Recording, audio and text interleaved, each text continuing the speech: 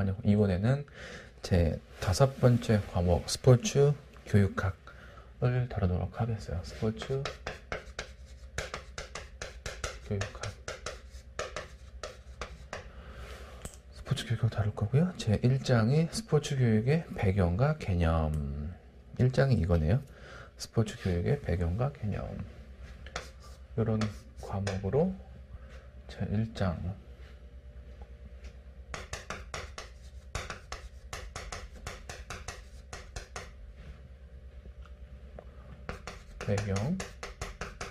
배경과 개념 요거에 대해서 할게요.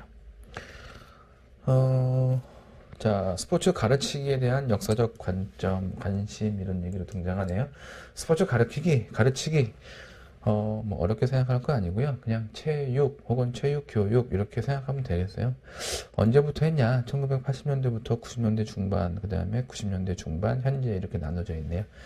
1980년대부터 이제 시작한 것다고 했는데, 질적 연구 방법론이 주목을 받으며 스포츠 교육에 대한 질적 연구가 성장했고, 뭐 다양한 형태로 이루어지고 있다.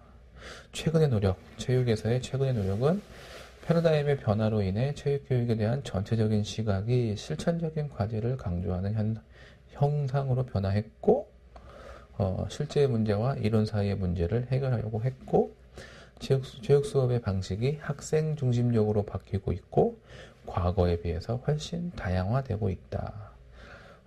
연구 풍토 및 스포츠 이론 토착에 대한, 한국 스포츠 이론의 토착에 대한 노력으로 학문의 자립을 이루고자 한다. 자, 요거 볼까요? 요거는 이게 배경이 될 수 있으니까 좀 정리를 하자면, 첫 번째가 패러다임 변화. 패러다임이란 말이 조금 어려운데요. 이거 무슨 뜻이냐면, 그냥 유행과 비슷한 거예요. 유행.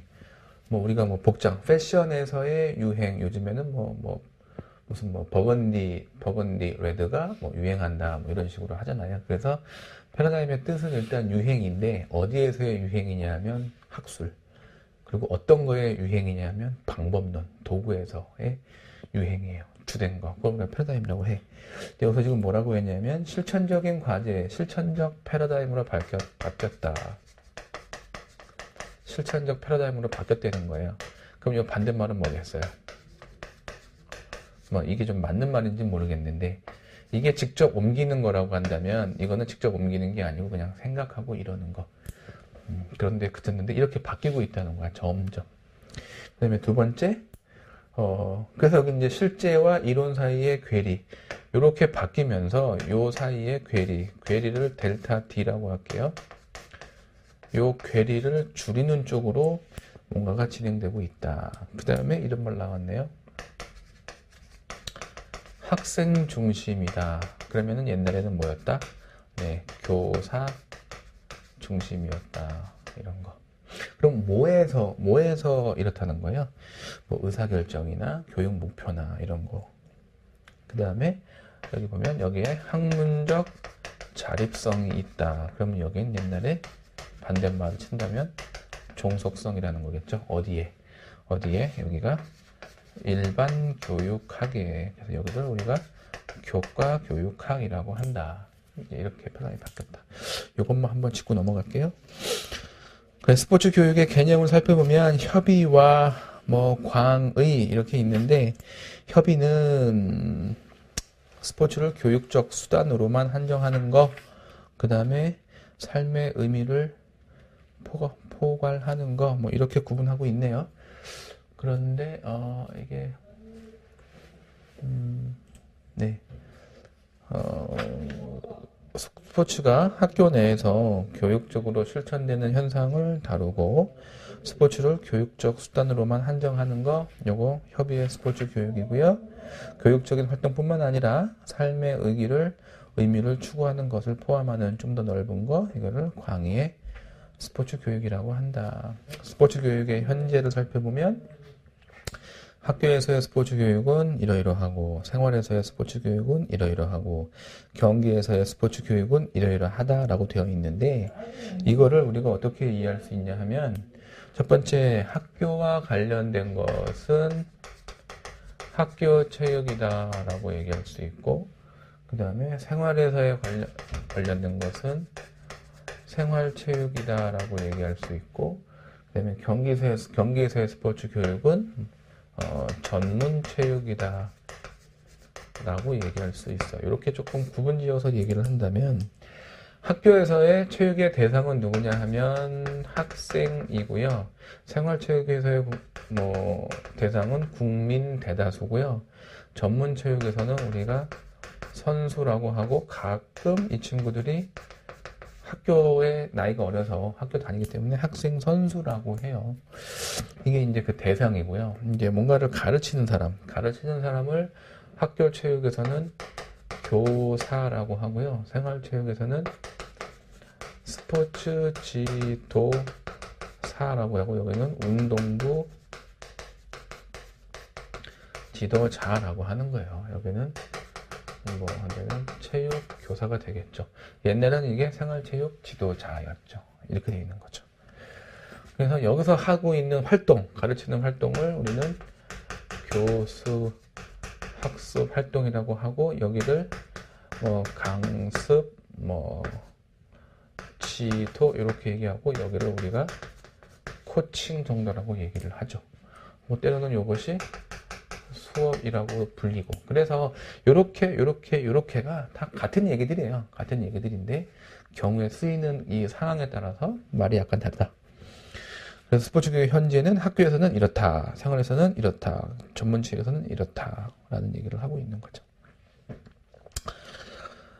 여기까지 해서 제 1장 스포츠 교육의 배경과 개념. 배경으로서 여기 이렇게 바뀌고 있고, 체육이. 그 다음에 개념은 광의와 협의가 있었고, 그 다음에 이 부분은 스포츠 교육의 현재라고 해서 이런 부분을 다뤘어요. 여기까지가 이제 1장을 마무리할게요. 1장을 마무리하고 제 2장 바로 이어 넘어갈게요. 279쪽이에요. 자, 스포츠 교육의 그 다음에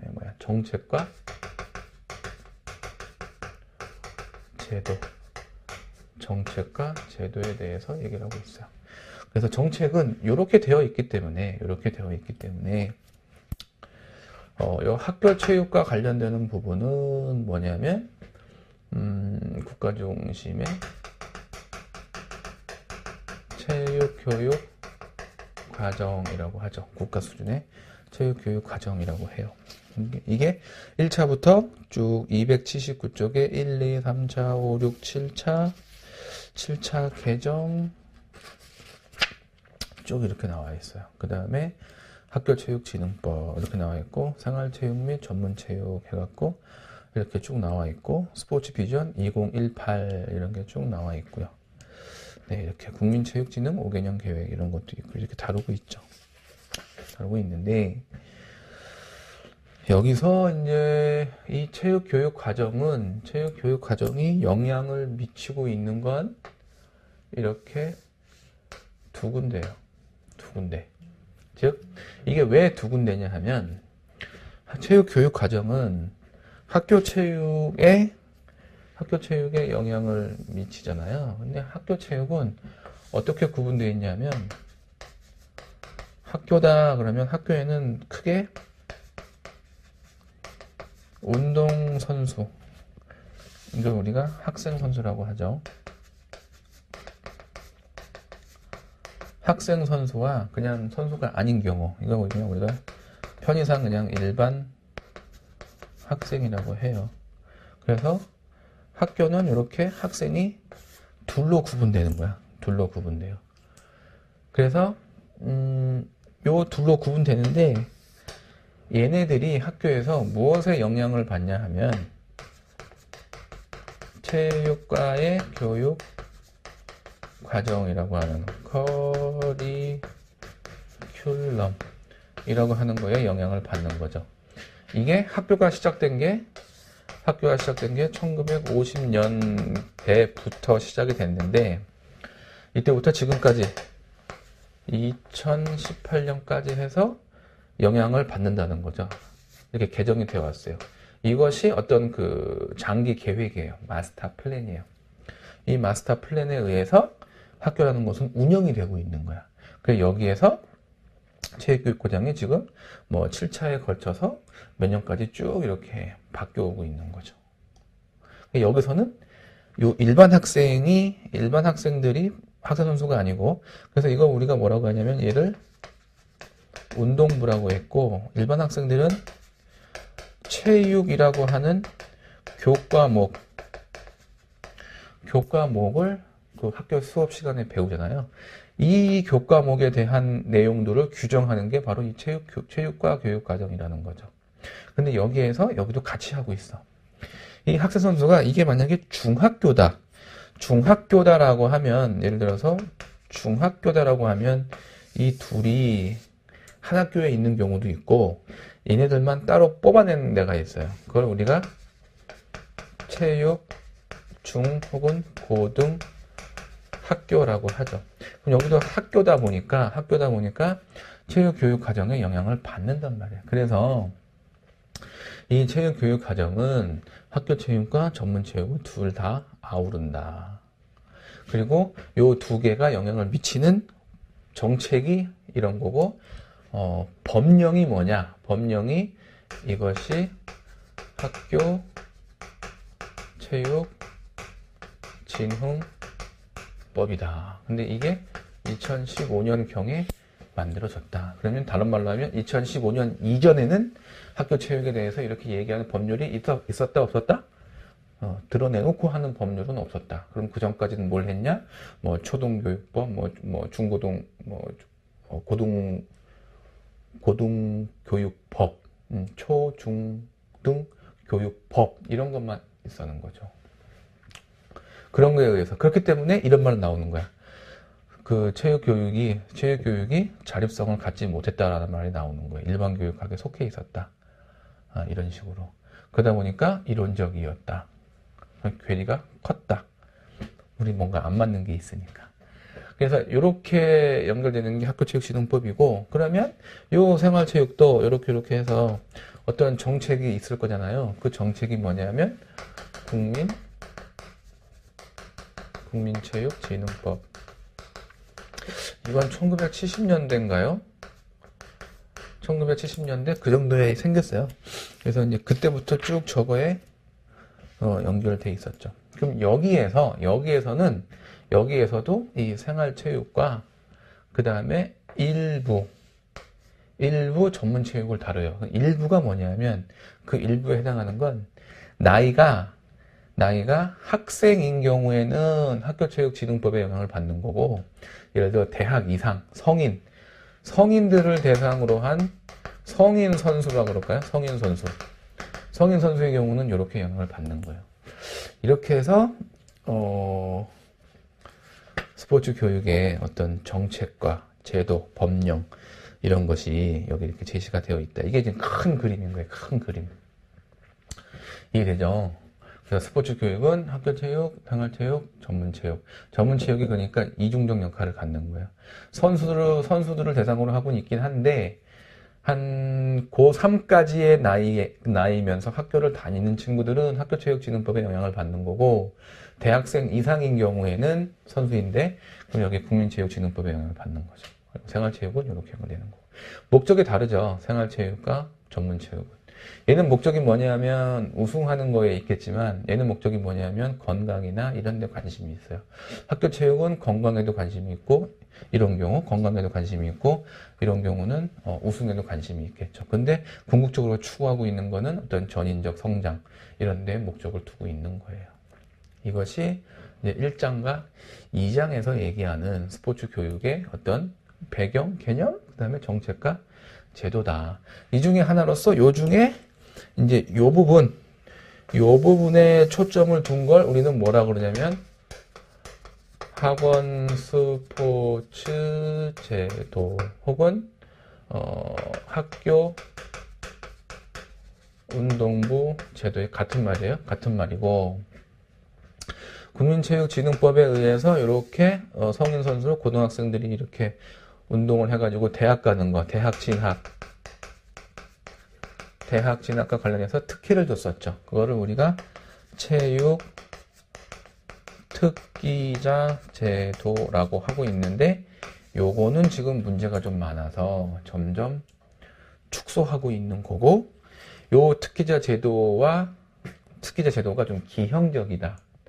그렇잖아요. 기형적으로 이거 하나만 잘하면 대학을 쉽게 갈 수 있으니 거기에 몰두하는 경향이 있다 보니까 인간적으로 약간 편협되거나 혹은 한쪽으로 치우친 사람들이 양성이 되는 것 같다라는 어떤 비판, 사회적인 문제의식 때문에 이거를 점점 없애자라고 하면서 뭐라고 얘기했냐면, 이제 대학을 가건 뭘 하건 혹은 시합을 참여하건 학생 선수가 사람으로서 지켜야 할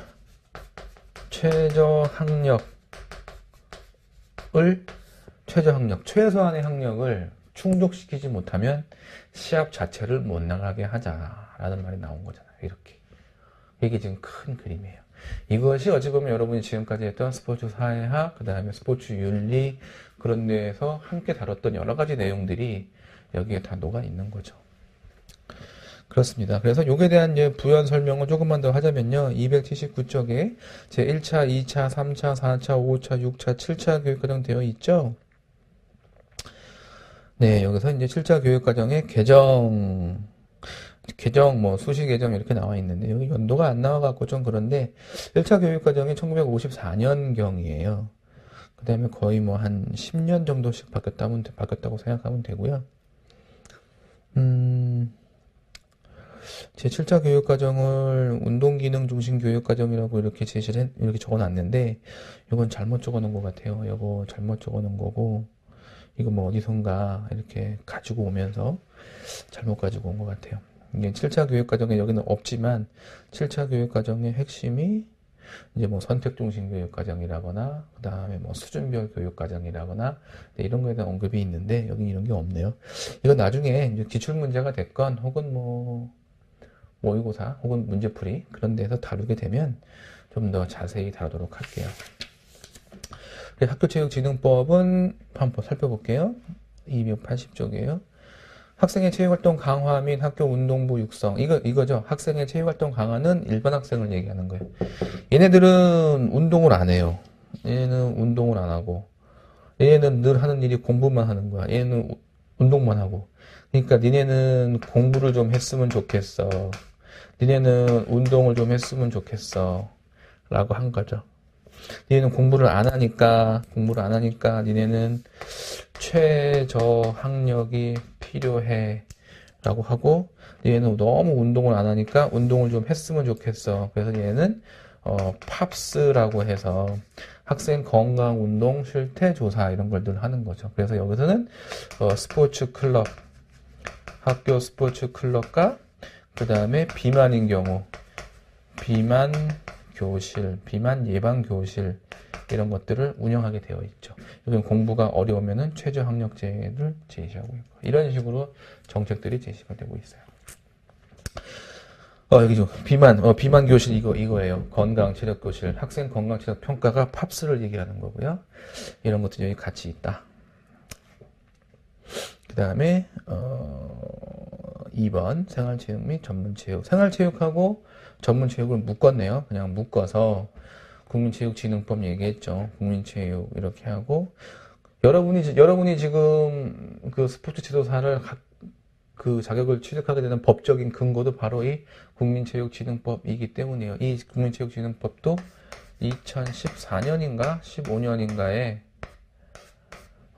개정이 돼요. 개정이 되면서 그 이전에 생활체육 지도자였던 그런 자격증이 스포츠 지도사라고 하는 자격증으로 바뀌죠. 바뀌면서 스포츠 지도사가 이거잖아요. 뭐 전문 스포츠 지도사, 생활 스포츠 지도사, 뭐 유아, 장애, 노인 뭐 이런 식으로 이제 더 세분화되는 거죠. 그 다음에 280쪽 아래 국민생활체육 진흥 종합계획대학교 스마일 100이라는 이런 정책이 있네요.